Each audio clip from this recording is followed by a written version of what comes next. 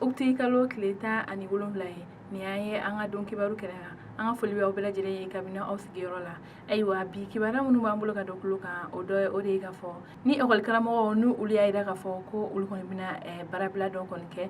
baarabila min kɔni na ni a kɔni kuntagala bɛna janya sabula ko kabini wagati jan olu kun ka laɲini dɔ kun bɛ yen nɔ ni an b'a fɔ o ma article 39 gouvernement kun y'a yira ka f'u ye ko o laɲini ko a bɛna sabati u kun ye bɛnkan sɔrɔ a la nka ko kabini o wagati fo sisan ko bɛnkan minnu fɔra ko o bɛ sɔrɔ a la ko olu kɔni baaraw ma waleya ko o de hukumu na olu kɔni baarabila kɔni daminɛ ayiwa an b'a yira ka fɔ ko kabini dɔgɔkun tɛmɛnen u kɔni kun ye sɛbɛn de bɔ sɛbɛn min kɔnɔna na n'u ko u bɛna baarabila kɔni kɛ nka bi tɛnɛndon uti kalo tile 17 kɔnɔ o baaraw kɔni daminɛ ayiwa an b'a yira ka fɔ min yɛrɛ kɔni ye duguma kalanden maaw ka ɲɔgɔndanba min bɛ yen n'an b'a fɔ o ma DEF o kun farikolo ɲɛnajɛ ɲɔgɔndanw kɔni kun kan ka daminɛ bi nka ko a yirala ka fɔ ko ekɔlidenw kɔni kun taara o yɔrɔ kofɔ la nka ekɔli karamɔgɔ foyi kun tɛ yen nɔ o de kun na u y'a yira ka fɔ min ye ɲinan kɔni ɲɔgɔndanw ye ko a kɔni bɛ siga la sabula ko ni gouvernement kɔni ma olu ka ni laɲini sɛbɛn di ani k'a waleya ko olu kɔni tɛna kalan kɔni kɛ ekɔlidenw kɔni kunna ayiwa o tɛmɛnen ka bɔ yen kibaruya wɛrɛ min b'an bolo ka da tulo kan o de ka fɔ koro a yirala ka fɔ ko zonba 2 dɔ kɔni bɛ yen nɔ o kɔni minɛra finitigiw fɛ ayiwa kibaruya minnu sera ma olu y'a yirana ka fɔ ko uti kalo tile 11 kɔnɔna la ko nin ye mɔgɔ dɔ de ye ale kɔni ye weleli kɛ dugu la finitigiw ma k'a fɔ u ye ko ale sigalen don mototigi dɔ kɔni na ayiwa a kɛlen ka nin makofɔlen tamasere kɔni fɔ finitigiw ye olu kɔni wulila ka taa sɛgɛsɛgɛli kɛ nin yɔrɔ kofɔla in na ayiwa sɛgɛsɛgɛli kɔni kun ye maa min yira olu kɔni wulila ka taa u bolo da o maa tɔgɔ in kɔni kan ayiwa tuma min na kunna u ye nin cɛ tɔgɔ in minɛ ale yɛrɛ ye maa min bɛ yen nɔ n'a donnen don finitigiw fɛ ko sabula ko kabini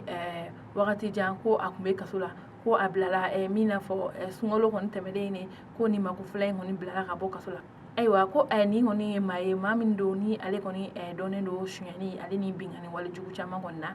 koro dugu kɔni na o de hukumu na o finitigiw kɔni taara ni ale ye o dagayɔrɔ la ka taa ɲininkali caman kɔni tɛnku a la a yɛrɛ ka fɔ ko ale kɔni kelen tɛ nin baara in kɛ ani maa min don a ye o yɔrɔ fɔ tuma min na o baara ninnu kɛra finitigi ninnu kɔni taara o makofɔla in minɛ ayiwa ko nin maa fila ye maa minnu kun ye kɛra sababu ye ka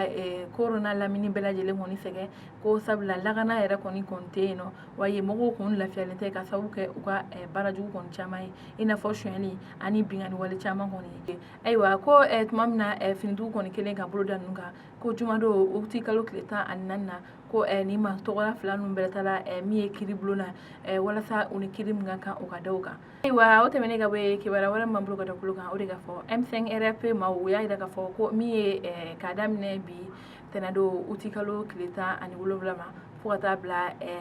bila karidon uti kalo tile 23 maliyɛnw ko baaraba dɔw kɔni b'u bolo ka kɛ ayiwa kibaruya min sera ma olu y'a yirana ka fɔ ko M5 RFP maaw kɔni u ka laɲini kɔni tɛ foyi ye ko bi tɛnɛndon n'o ye uti kalo tile 11 ye ko ɲɔgɔnba dɔ b'u bolo n'o an b'a fɔ o ma conférence de presse taa kuma ɲɔgɔnya ni kunnafonidilaw ye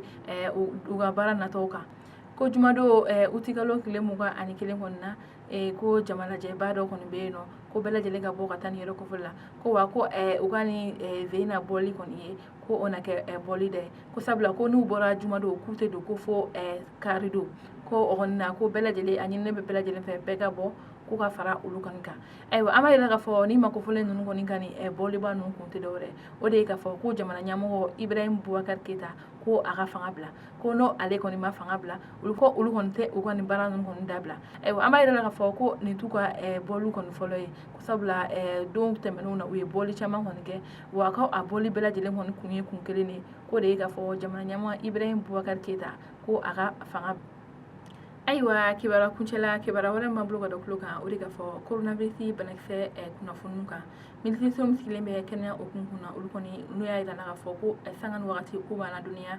maa minnu bɛ yen nɔ n'u garijɛgɛra coronavirus banakisɛ la an ka jamana kɔnɔ ko min ye sibiri ye uti kalo tile 15 kɔni ye ko maa minnu bɛ yen nɔ an ka jamana kɔnɔ n'u garijɛgɛra coronavirus banakisɛ la ko ye maa ayiwa kabini coronavirus banakisɛ donna an ka jamana kɔnɔ ko bi maa minnu bɛ yen nɔ maa 2,614 kɔni ye o maa 2,614 na maa minnu bɛ yen nɔ ni ala ye lafiya kɔni ko ye maa 1,968 ye maa minnu kɔni bɛ yen nɔ n'olu kɔni fatura ni bana in kɔni o ye maa 125 kɔni ye ayiwa an balimaw ni ne kun ye an ka bi don kibaru ye ka da kulo kan aw ni ce aw ka kulomajɔ la hali bi an ka jɛ an ka dugawu kɛ an ka jamana ye ala ka basigi ani bɛn sabati mali la